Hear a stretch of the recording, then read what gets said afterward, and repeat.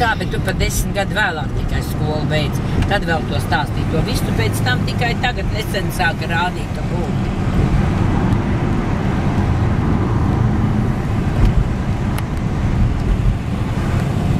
Un tur valda tikai baznīca.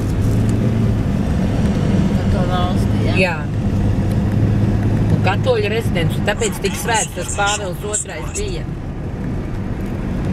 Un poļi ir iedomīgi, jo viņš taču izcēlies no viņiem. Kaut gan redz var strīdēties, vēl leiši kā.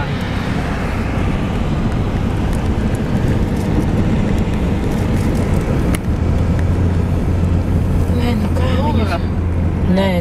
Luvra tā ir svētā pilsēta Francijā.